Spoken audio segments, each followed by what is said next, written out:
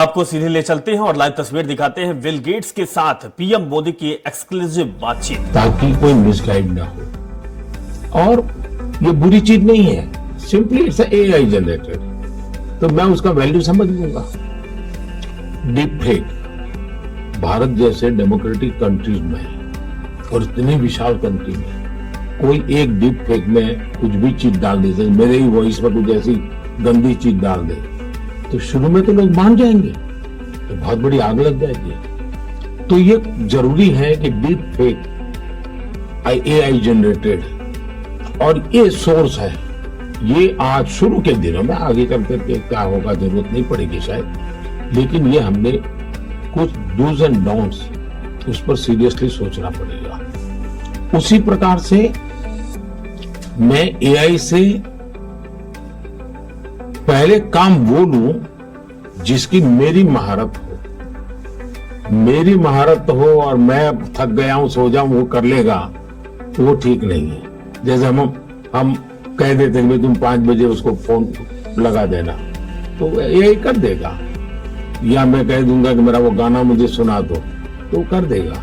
तो मुझे पता होना चाहिए ना कि भाई मुझे इस समय किस गाने को सुनने की जरूरत है, मेरे लिए क्या रिक्वायरमेंट है।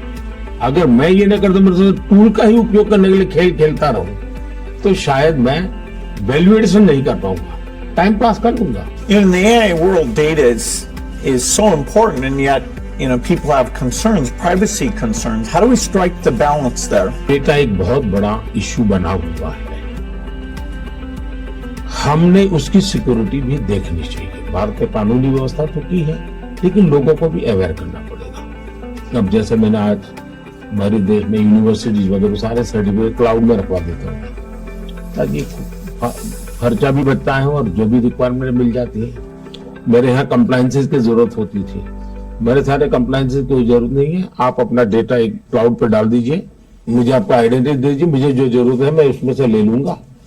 तो मैं नागरिकों का ईज ऑफ लिविंग के लिए टेक्नोलॉजी का बहुत उपयोग कर रहा हूँ।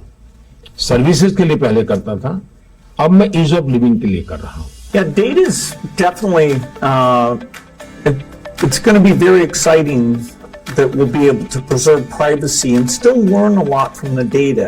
Like which crop should you plant? If we get all the data from the farmers without their names, so we don't invade their privacy, but giving better farmer advice, or seeing here in India, the top 10% of teachers are so good, and saying, okay, what are they doing, and how do we spread that to the other people?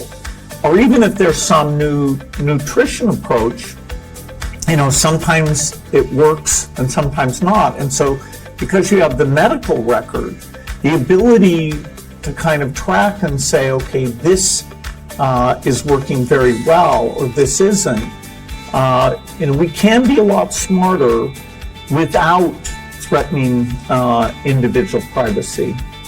मैं इसको दो तरह, एक हमें common man को भी quality data के लिए ट्रेन करना पड़ेगा। हमारे डेटा में क्वालिटी होनी चाहिए, क्लैरिटी होनी चाहिए। दूसरा, डेटा ओनर को मालूम होना चाहिए कि जो मेरे से डेटा मांग रहा है वो किस काम के लिए मांग रहा है। अगर वो उसके साथ एग्रीमेंट करके उसमें से कमाई करना चाहता है तो उसको अलाउ करना चाहिए। और पहला, उसको प्रायोरिटी रिसर्च के लिए होनी चाहिए। रिसर्च के डेटा की वैल्यू ज्यादा ना हो, ताकि वरना रिसर्च बहुत महंगा हो जाएगा।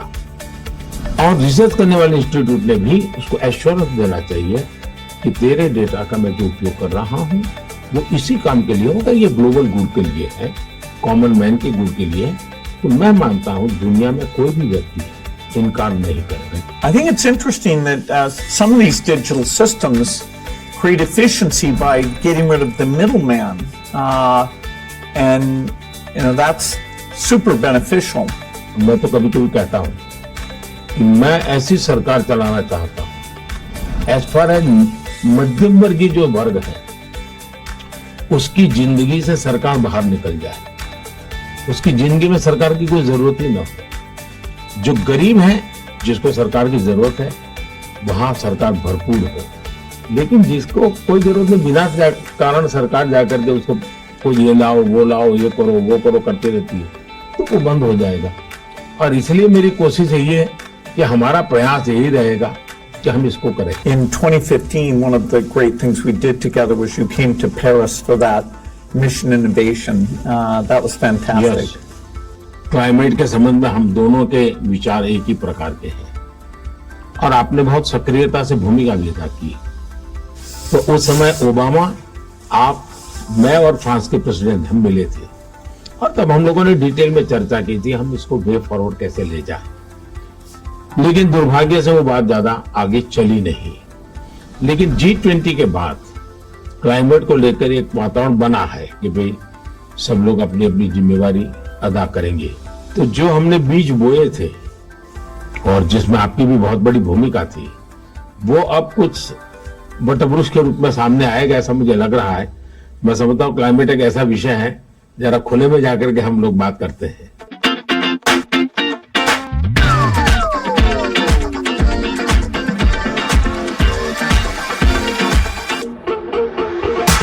If you're ever coming to the United States, I'd love to have you come to Seattle. I'll be happy to come. No, fantastic. I'm over here. Yeah. Is it okay? Huh? हाँ।